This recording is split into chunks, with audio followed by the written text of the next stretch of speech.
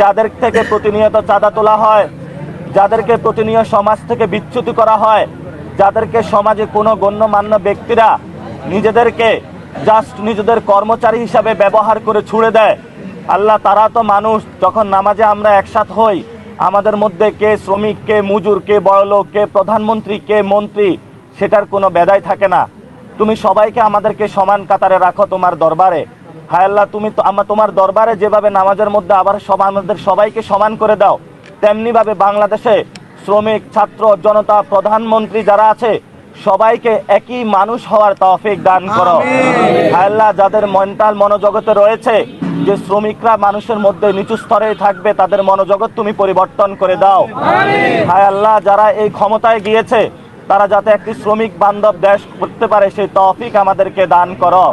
হায় আল্লাহ, আমাদের শ্রমিক ভাইদের পাশে দাঁড়ানোর তৌফিক দান করো।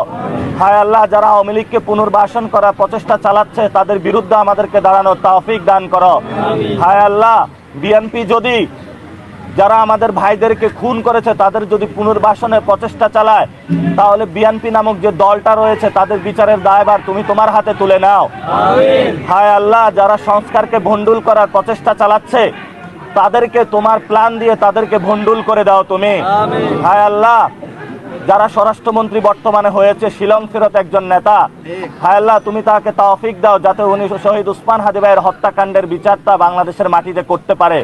হায় আল্লাহ, তুমি বাংলাদেশের মন্ত্রী, এমপি সবাইকে হেদায়েত দান করো যাতে আমরা একটি নতুন বাংলাদেশ গঠনের যে প্রতিশ্রুতি দিয়েছিলাম সেটা তারা বাস্তবায়ন করতে পারে। হায় আল্লাহ, যারা ভোট চুরি করেছে বাংলাদেশের মানুষে, হায় আল্লাহ, যারা ইঞ্জিনিয়ারিং করেছে, হায় আল্লাহ, তুমি পৃথিবীতে তাদের দৃষ্টান্তমূলক শাস্তি দাও এবং মানুষের যে ভোটাধিকার তারা কেড়ে নিয়েছে, মানুষের ভোটাধিকার তৌফিক দাও যাতে আমরা ভোটাধিকার মানুষের ফেরত দিতে পারি। হায় আল্লাহ, আমাদের অনেক সাংবাদিক ভাইদের উপরে চাকরি খেয়ে ফেলতেছে। আল্লাহ, তুমি তৌফিক দাও যাতে হলো মনোজগৎ পরিবর্তন করে দাও যাতে মালিক পক্ষ তাদের চাকরি আর না খায়। হায় আল্লাহ, যারা জুলাইয়ের পক্ষে দাঁড়িয়েছিল সেই সাংবাদিক ভাইদেরকে শক্তভাবে আরো দাঁড়ানোর তৌফিক দান করো। রব্বানা তাকাব্বাল মিন্না ইন্নাকা আনতাস সামিউল আলিম ওয়া তুব আলাইনা ইন্নাকা আনতাত তাওয়াবির রহিম বিরহমাতিকা ইয়া আরহামার রাহিমিন।